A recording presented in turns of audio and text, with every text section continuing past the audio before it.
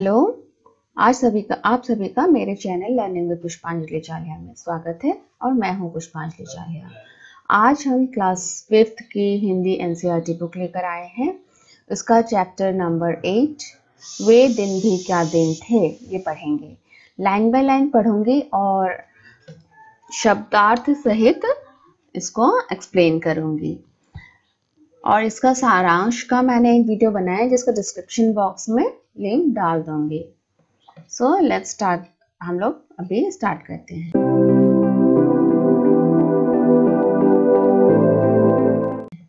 घटना महत्वपूर्ण थी, वरना कुम्मी अपनी डायरी में उसे क्यों लिखती। किसी एक घटना के बारे में बोला गया है जो कि कुम्मी ने अपने डायरी में लिखी हुई थी।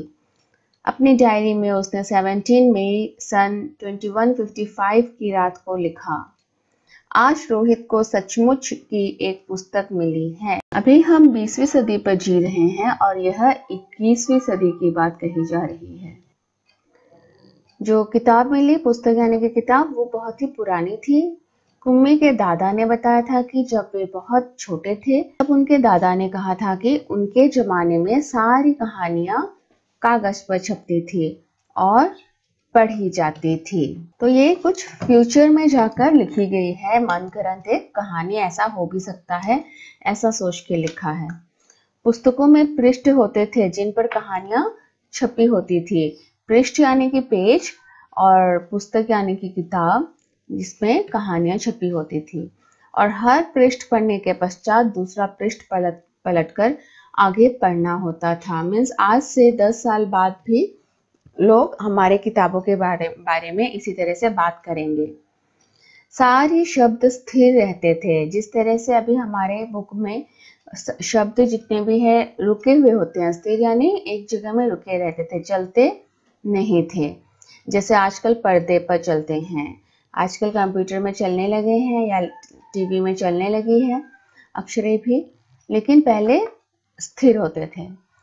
रोहित ने कहा था, कितनी पुस्तकें बेकार जाती होंगी, एक बार पढ़ी और फिर बेकार हो गई। तब रोहित को लगा कि तब तो किताबें बहुत ही बेकार हो जाती होगी, एक बार पढ़ने के बाद अगर फिर रख दी जाती थी।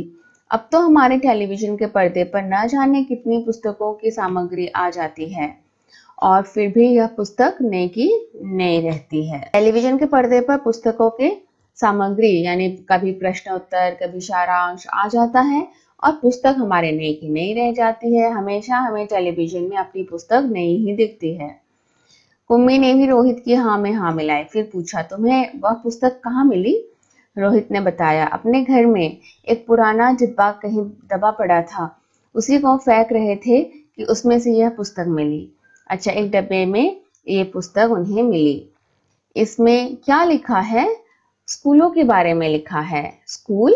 कुम्मी ने प्रश्न किया। उसके विषय में लिखने को है ही क्या? हर विद्यार्थी के घर पर एक मशीन होती है जिसमें टेलीविजन की तरह का एक पर्दा होता है। रोज नियमित रूप उसके सामने बैठकर हमें वह सब याद करना होता है जो वह मशीन हमें बताती है। अच्छा, अभी आप लोग पुस्तकें पढ़ रहे हैं, लेकिन धीरे धीरे 2 साल से क्या हो रहा है कि हमारे यहाँ पे भी मशीन में ही बच्चे पढ़ने लगे हैं। कितने बच्चों ने भी तो कॉपी खरीदना बंद कर दिया, लिख के प्रैक्टिस करना बंद कर दिया है। तो उन दिनों की बात कर रहे हैं जब और आगे चल के किताब का नामो निशान भी नहीं रहेगा। हमारा गृह कार्य करके दूसरे दिन उसी मशीन में डाल देना होता है। बस गृह कार्य यानी कि होमवर्क करने के बाद भी उस काम को उसी मशीन में डाल देनी पड़ती है। हमारी गलतियां बताकर फिर वह हमें समझाती है। एक विषय पूरा होने पर वही मशीन हमारी परीक्षा लेकर हमें आगे पढ़ाना आरंभ कर देती है। जब एक विषय, एक सब्जेक्ट का पूरा हो जाता है क्वेश्चन आंसर सहित, तो हमें वही मशीन दूसरा विषय पढ़ाना आरंभ कर देती है। कहते कहते कुम्मी थक गई थी। अंत में बोली, कितना उबाऊ होता है यह सारा स्कूल का काम। उसे स्कूल का काम बिल्कुल भी पसंद नहीं होता है क्योंकि वो मशीन के सामने बार बार जाकर बैठना पड़ता है। रोहित मुस्कुराते हुए उसकी बातें सुन रहा था। अरे बुद्धू, जैसे स्कूल का वर्णन इस पुस्तक में है वह इससे भिन्न होता है। तब कहा कि नहीं, इस पुस्तक में लेकिन इस तरह के स्कूल के बारे में, आजकल के स्कूल के बारे में नहीं लिखा है। इसमें तो उन स्कूलों के बारे में लिखा है जो सदियों पहले होते थे। सदियों पहले जैसे स्कूल होते थे, इस किताब में उन स्कूलों के बारे में लिखे हैं। कुम्मी के मन में कुछ उत्सुकता जगे, बोली, फिर भी उनके यहाँ मशीन के बने अध्यापक तो होते ही होंगे। रोबोटिक अध्यापक, ओके, मशीन के बने अध्यापक मीन्स रोबोटिक अध्यापक। तो कुम्मी ने कहा कि उन दिनों में भी तो अध्यापक तो जरूर रोबोट के ही बने होंगे।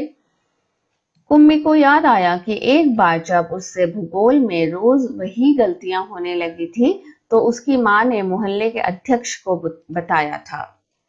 तब कुम्मी को याद आया कि उसकी माँ ने एक बार उसका हमेशा ही ज्योग्राफी में कुछ गलतियां होती थी, तो जो मोहल्ले के प्रेसिडेंट हैं उन्हें बताया गया यह बात।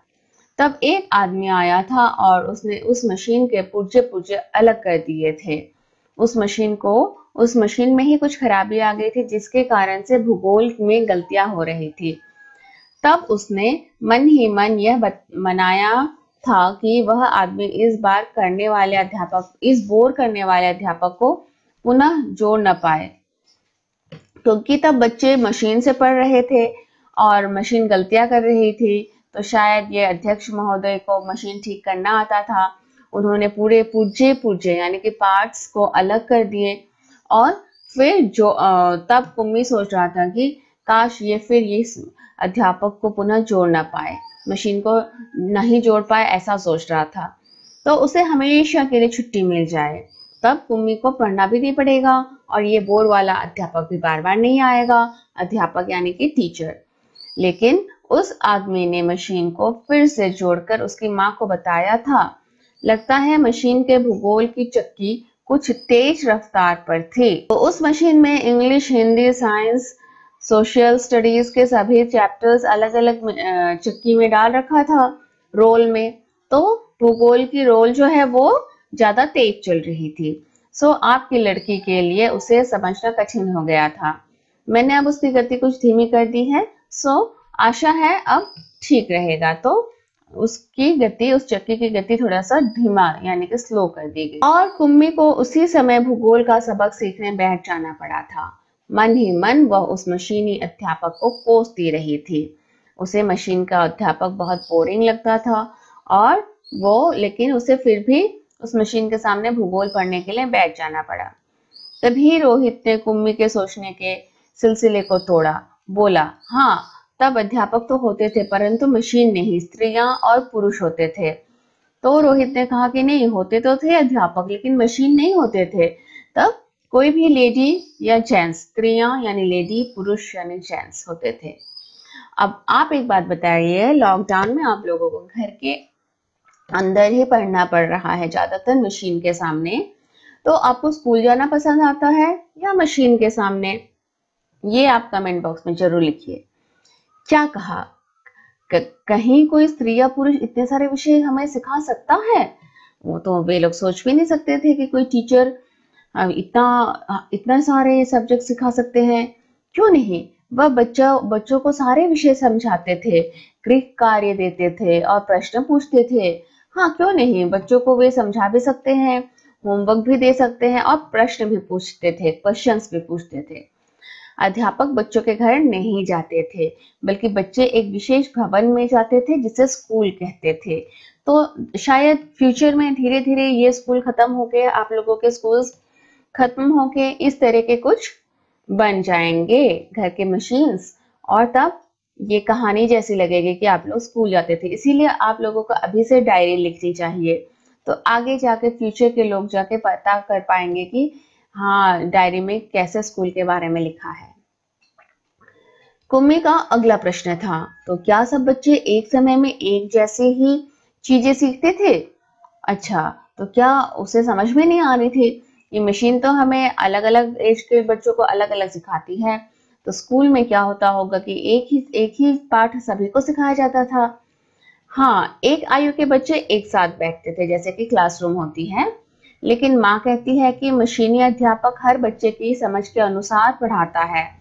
फिर पुराने जमाने में यह कैसे संभव होता था? अच्छा, हर बच्चे का सोचने का, समझने का तरीका अलग होता है। तो जब स्कूल में जाते हैं, एक आयु के बच्चे एक कमरे में बैठते हैं, सभी बच्चों को एक साथ पढ़ाया जाता है, कम से कम 40 बच्चे होते हैं क्लास में। तो फिर जो कमजोर हो या जिसे जिस तरह से समझ में नहीं आती हो, उन्हें कैसे अलग अलग तरीके से समझाएंगे इतने सारे बच्चों के बीच में। तब वे लोग इस प्रकार नहीं करते थे, रहने दो, तुम्हारी इच्छा नहीं है तो मैं वह पुस्तक तुम्हें नहीं दूंगा।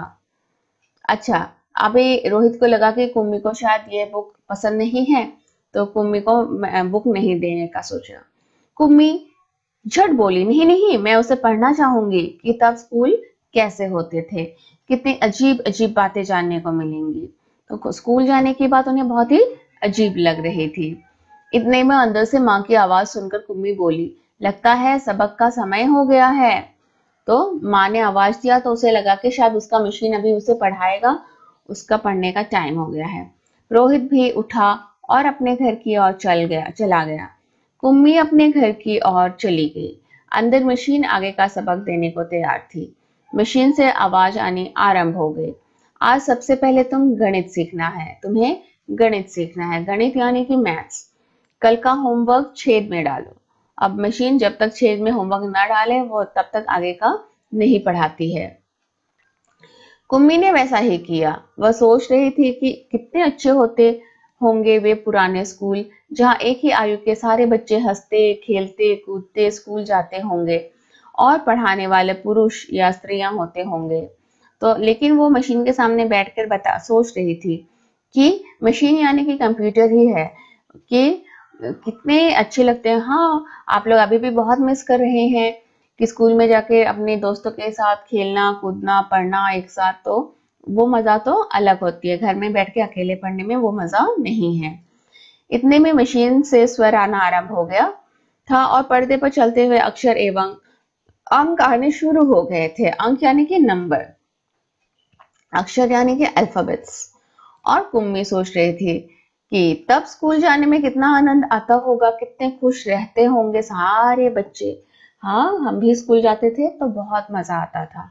आप लोगों को कैसा लगता था स्कूल जाते वक्त?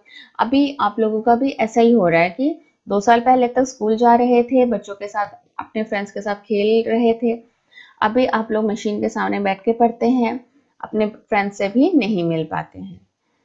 ये पूरा कहानी जो है आइजक असिमोव जी ने लिखा है और बहुत ही अच्छा लिखा है, क्योंकि अभी उन्होंने फ्यूचर के बारे में सोच कर लिखे हैं कि बच्चों को कैसा धीरे धीरे बच्चों के साथ होने वाला है।